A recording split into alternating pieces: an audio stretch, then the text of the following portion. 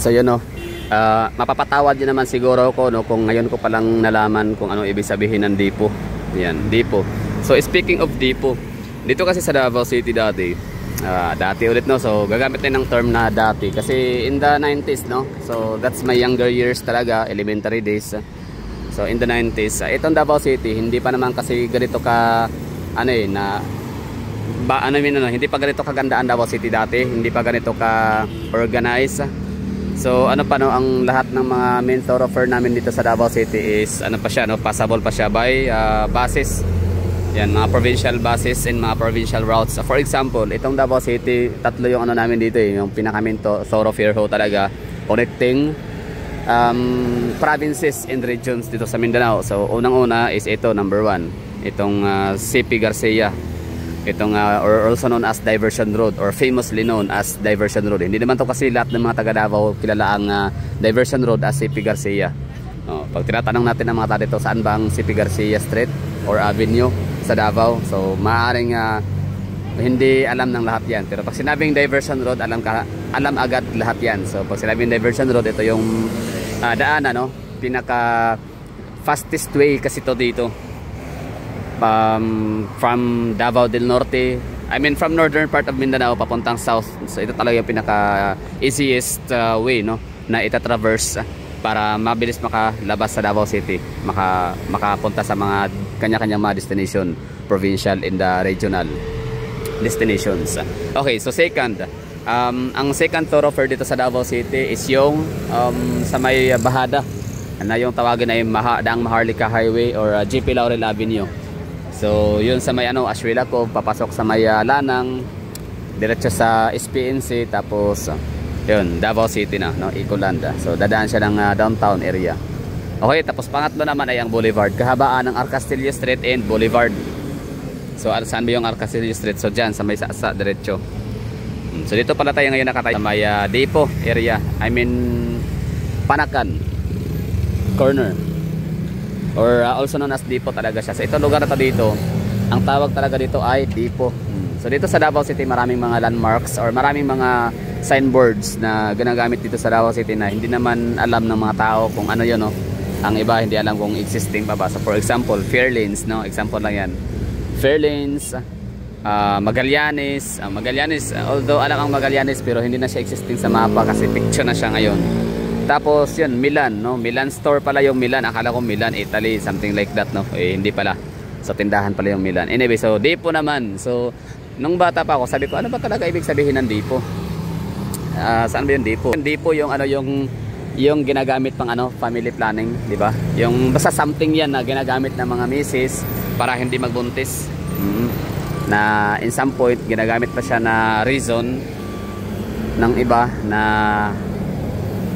tsaka bakit namamatay no yung mga nanay dahil nagdidipo. Anyway, so yun lang Depo. So ano ba ibig sabihin ng Depo? So yun pala yun, ang Depo is para siya bodega. Yun, siya yung parang bodega, imbakan no ng mga goods, materials, heavy equipments at kung ano-ano pa. So ibig sabihin yan yung Depo, yung DPWH. So na-curious lang ako talaga hanggang ngayon. Ito buti na lang talaga no, na siya, era na talaga ng ng internet technology. So very easy na lang mag-access ng mga information. So congratulations sa atin lahat. Kaya nga sa panahon ngayon, kung ganun ka pa rin kabobo sorry sa term so despite sa napaka-easy i-access ng mga information, but still ka pa rin, ignorance or innocence. I mean, yung mga lang naman di ba? So kaya sa akin no, kawawa naman ako nitong lagay na to. Hanggang ngayon ko pa lang nalaman talaga yung pinaka-exact meaning ng Depo. And so Depo, So itong lugar to dito, talaga to dito, intersection point. I mean babaan sa Kayan. From yung mga uuwi ng Panakan lang or dito lang sa may sa area galing sa Davao del Norte, Oriental and Davao de Oro. So hindi na kailangan pumunta pa ng ng downtown Davao para makauwi. So dito na kayo bababa diyan area. Yan lang Depo. So DPWH. Ano bang content natin na to ngayon? So lang, wala lang for today's video, Depo. Ibig sabihin ng Depo, Yun pala yung ano, imbakan, no? Storage ng mga heavy equipments, large amount, no, of heavy equipments or mga goods, products, etc. So ito yun, no, depot ng ano yan, DPWH kasi yan eh. So Department of Public Works and Highways. So andyan nakatambak yung mga heavy equipments, mga kagamitan, no, pantrabaho. So dati, I mean, naalala ko itong lugar na to dito, isa to sa pinaka busiest talaga na intersections. Ngayon hindi na masyado, di ba? Wala ka na makikita ng ano,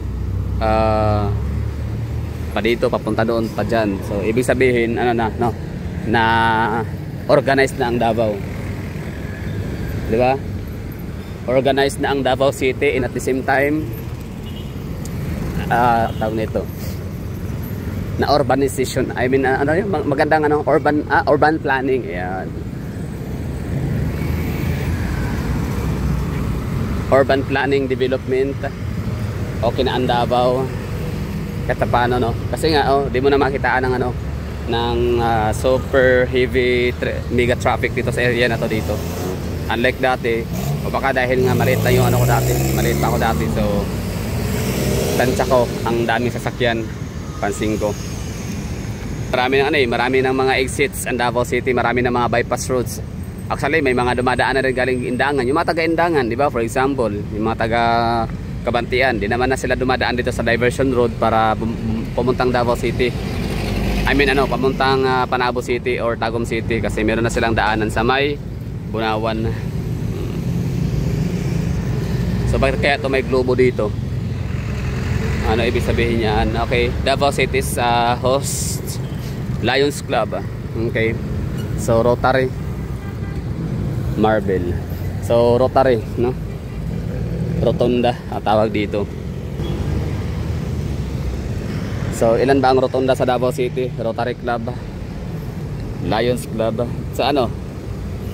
Sa may Campo Boulevard, corner MacArthur Highway, sa may harap ng DILG office. Tapos dito Panakan. Saan pa ba? Yan lang, no? So Panakan sa Jollibee. Congratulations sa Panakan, kahit paano, no, nadagdagan yung ano ninyo, yung mga mapagpipilian ninyong i-shop or kainan, no? At least meron kayong Jollibee. Dati ang ano kasi diyan ay pinakaluma yung ano, yung lemon drop. Ngayon ang lemon drop meron silang ano kasama, meron silang Panadero Big Shop.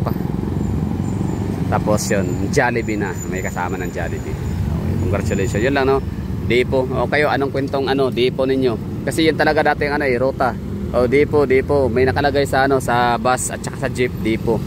Depot. Tapos pangalawa naman ay regional, di ba? Dati kasi in the 90s hindi naman yan SPNC. Bago pa yan naging DMC. DMC na siya nung araw. Davao Medical ano pala, 'di ba? Davao Regional Hospital pa yan eh. Tapos ginawang Davao Medical Center, tapos ngayon ginawa na siyang SPNC. Southern Philippines Medical Center. So ano na siya? 3 beses siyang binago. So dati ang ano diyan, babaan din ng bus yan eh. Yung hospital, regional ang tawag. Regional, depot. Ayan la. So thank you for watching. Saan pa ba? Salmonan. Alam niyo ba yung Salmonan, di ba? Nga pala, shout out doon kay ano, kay commentor, no, na sabi niya sa akin, mayroon daw barangay Kawayan pala sa may ano, harap ng San Pedro Cathedral. Barangay Kawayan.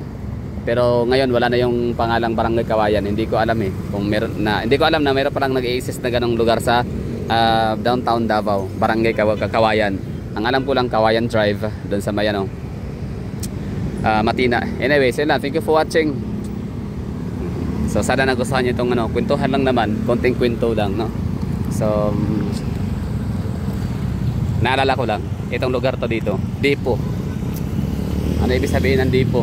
Ayun pala, imbakan, DPWH, no, imbakan ng mga huge amount of goods, equipments, etc. Tapos yun, Regional Hospital of Davao. Bye bye and ingat.